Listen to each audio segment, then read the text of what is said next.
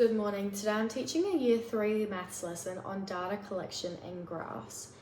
Today's lesson is situated in the middle of a maths unit on data collection and graphs. In prior lessons, students have learned how to create and conduct a survey question, how to record their data and organise their data in a tally table with tally marks, and today they're learning about creating a simple bar graph and answering questions, so inferring information off their bar graph and even comparing it to another simple data set. Previous knowledge is in Year 2, students also did a data collection assessment, but in Year 2 it focused on collecting and sorting categorical data. So they've only had minimal exposure to bar graphs, and today that's what they'll be creating. So the behaviour expectations for this lesson is that in the first phase, students will sit quietly and listen and watch the model teaching. The guided phase has two elements to it. The first is a whole class group survey, in which students will still have to follow the rules, put their hand up to speak, sit quietly. And the second task is a partner task, where students create a survey to ask the class, and the same rules will apply. It will be hands up to speak, hands up to answer, and sitting at their desk. And the third phase of the lesson, the independent work, will be students completing their formative assessment on an iPad, where they can wear headphones, especially students that are working below the achievement standard. They can wear headphones to use dictation to answer questions, and other students can wear headphones, not with music, but if it helps them to focus. So let's get into it. Good morning, Year 3. We have a maths lesson today. Can you get your maths books out of your desk, pencils and rubbers, and put your hands on your head so I know you're ready to start? Perfect. Okay, so we're going to go through our Walt and Wilf for the maths lesson before we get into it. So, what we are learning to organise data, create bar graphs, and understand the data that these bar graphs are showing.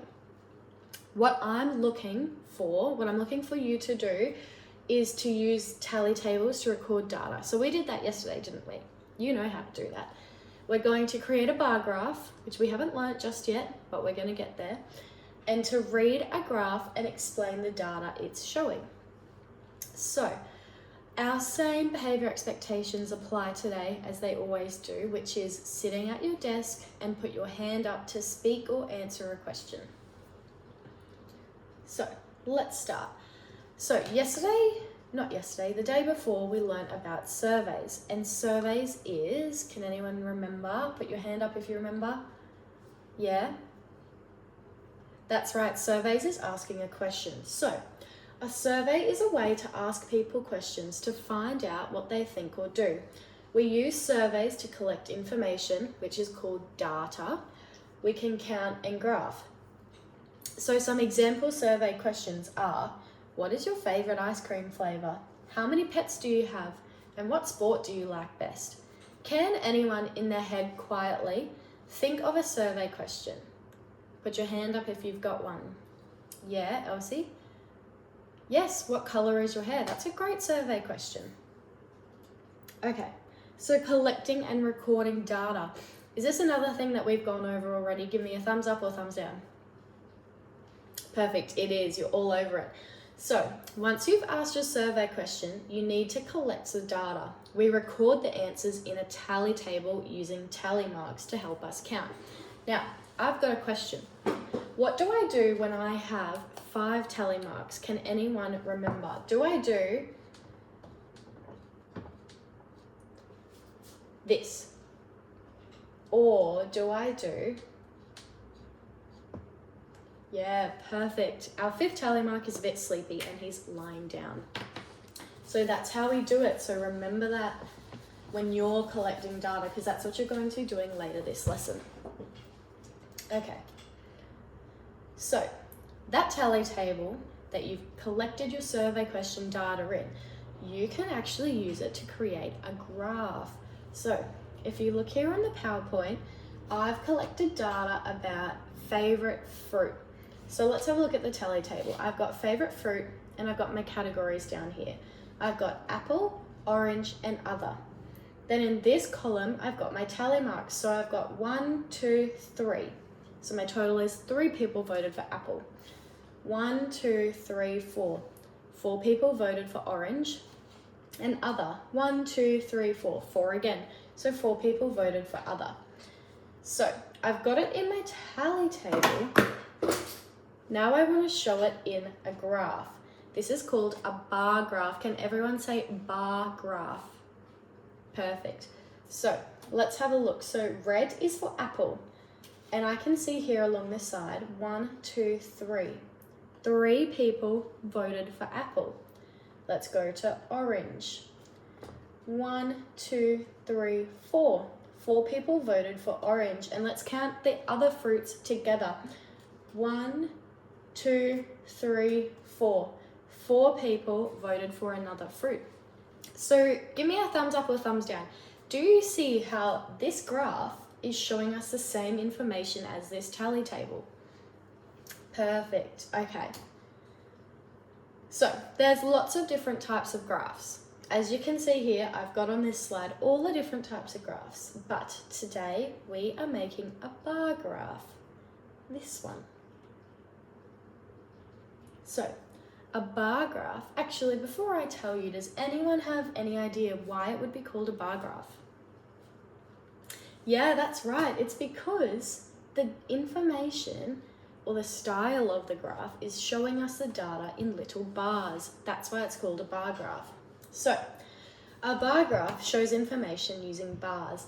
Each bar tells us how many people have chosen something in a survey. Now, we're going to go through the important parts of a bar graph. So first we've got the title. So the title is always at the top of our bar graph and it tells us what the graph is about. The next one is the different bars.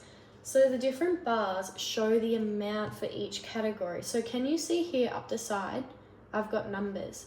Do you see how it's saying that orange and the other fruits are all had 4 people voted? Give me a thumbs up if you can see that. Perfect. So the x-axis is this line down here. Can everyone say x-axis? Perfect, it's a tricky one. So the x-axis tells us the different categories. So I've got down the bottom here, apple, orange, and other, because they're my different categories. That's what we collected information on, wasn't it? Yes. So this loopy arrow down here is pointing to the nice little gap in between the bars. So nice even spacing makes it easier for us to read. If I had this all shoved together, it would be a bit confusing and I wouldn't really know what's going on. And then our y-axis is this line here with the numbers. So the y-axis and the numbers tell us how many people have chosen that category. So we can see that if the graph was up to here on the 1, only 1 person chose it. But for the apple, it's up at the 3. Perfect. So 3 people chose apple as their favorite fruit. Okay, so we're going to go through the steps of making a bar graph. And I'm going to make one on my whiteboard.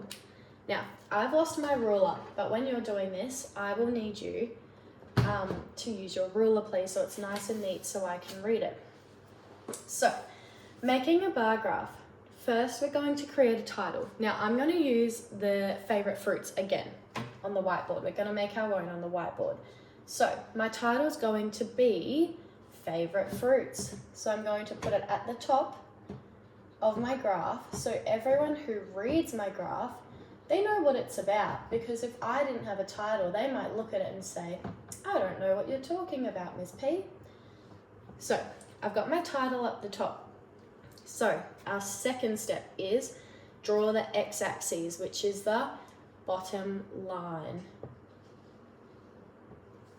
My next step is to draw the y-axis, which is this side one. Now, I've got a little rhyme that you can use to remember, or a little trick to help you remember what one is the y-axis.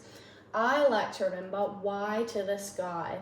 So this one's going up to the sky. That's how you remember that this is the y-axis and this is the x-axis.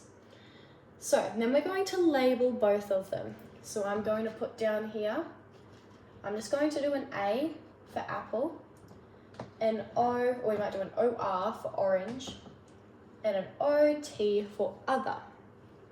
And what do you think is going to go up the side? Hands up.